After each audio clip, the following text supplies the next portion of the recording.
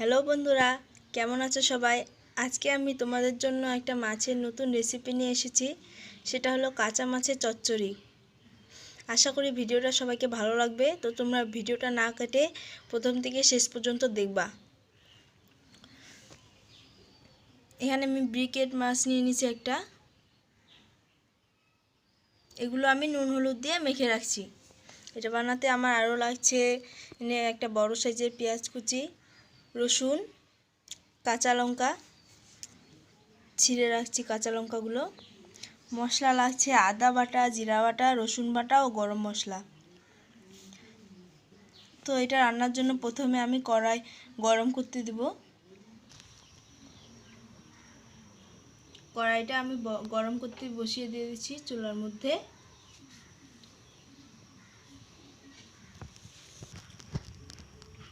কড়াইটা আমার হিট হয়ে গেছে। এবার এর মধ্যে আমি সরষের তেল দেব। পরিমাণ মতো সরষের তেল দিলাম। তেলটা একটু হিট হোক। কড়াইটা আমার হিট হয়ে গেছে তেলটা। এবার এর মধ্যে আমি গোটা জিরা ফোড়ন দিব।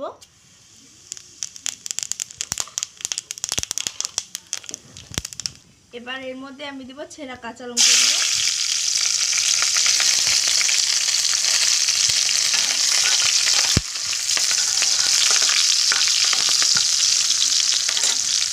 দিব পেঁয়াজ কুচি, দিব রসুন। রসুনগুলো আপনারা চাইলে বেটে দিতে পারেন। এখানে আমি রসুনের কোয়াগুলো দিচ্ছি, এটা খেতে বেশি ভালো লাগে ভেজে। এখানে আমি ব্রিকেট মাছ নিয়েছি, আপনারা চাইলে অন্য মাছও নিতে পারেন। তবে ব্রিকেট মাছটাই বেশি টেস্টি হয় এই রান্নাটা, চচ্চড়িটা, কাঁচা মাছের চচ্চড়ি। মাছগুলো আমি ভাজবো না, কাঁচাই এর মধ্যে ছেড়ে দেবো। তো এই পেঁয়াজ রসুনগুলো আমি কিছুক্ষণ আমি ভাজবো। খুব অল্প সময় লাগে এই রান্নাটা করতে। পেঁয়াজগুলো আমার ভাজা হোক।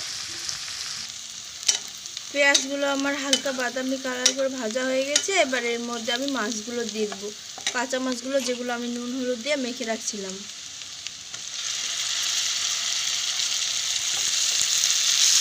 মাছগুলো যাতে ভেঙে না যায় সেজন্য আমি হালকা করে নাড়বো।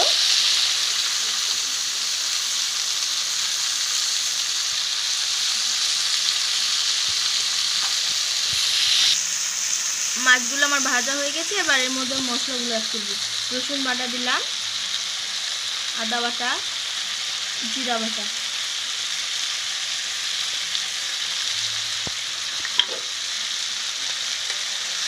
এই মশলাগুলো যাতে ভাজা যায়, মাছের সাথে লেগে লেগে যায়, সেজন্য আমি এটা আরও হালকা করে কিছুক্ষণ নাড়বো।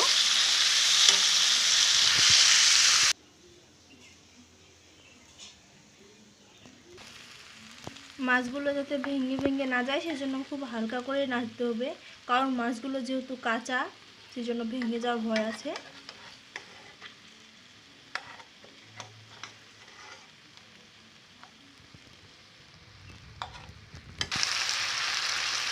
এগুলো আমি নাড়ে চাড়ে কিছুক্ষণ ভেজে নিলাম। এবার এর মধ্যে আমি জল দিব, সামান্য পরিমাণ জল দিতে হবে যাতে মাছগুলো সেদ্ধ হয়। যেহেতু আমি মাছের মধ্যে হলুদ দিছি, এখানে খুব অল্প পরিমাণ হলুদ দিব আমি।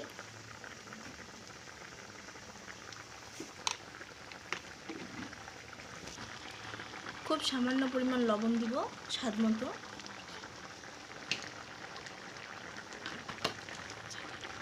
মাছগুলো এখন সেদ্ধ হওয়ার জন্য আমি এটা ঢাকা দিয়ে দিব এবং চুলার আঁচটা আমি খুব স্লো করে দেব।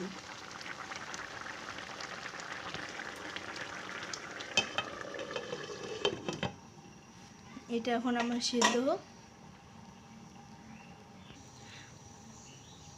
জলটা শুকাইছে কিনা সেটা দেখার জন্য আমি একটু ঢাকনাটা তুলবো এবং মাছগুলো নেড়ে দেখব যেটা পুরো লাগিয়েছে কিনা।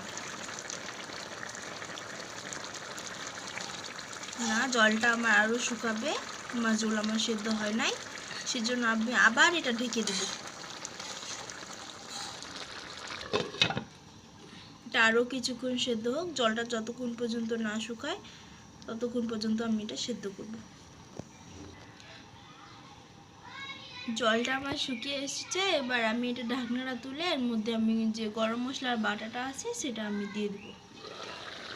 এই যে দেখেন খুব অল্প পরিমাণ জল।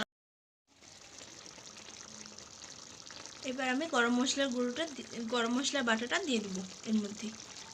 এটা আমি জলের সাথে গুলে নিছি যাতে এটা পুরো মাছের সাথে মিশে যায়। গরম মশলাটা একটু ফুটুক যাতে মশলাটা যে একটা কাঁচা গন্ধ আছে সেটা চলে যাবে। এটা আর একটু ফুটলে আমার রান্না হয়ে যাবে। খুব অল্প সময়ে আমি এই রান্নাটা করলাম, কাঁচা মাছের চচ্চড়ি। আপনারা অবশ্যই বাড়িতে এটা ট্রাই করে দেখবেন। রান্নাটা আমার শেষ হয়ে গেছে। এটার মধ্যে যে সামান্য পরিমাণ জল আছে এটা ঠান্ডা হলেই শুকায় যাবে, সেই জন্য আমি গ্যাসটা অফ করে দিলাম।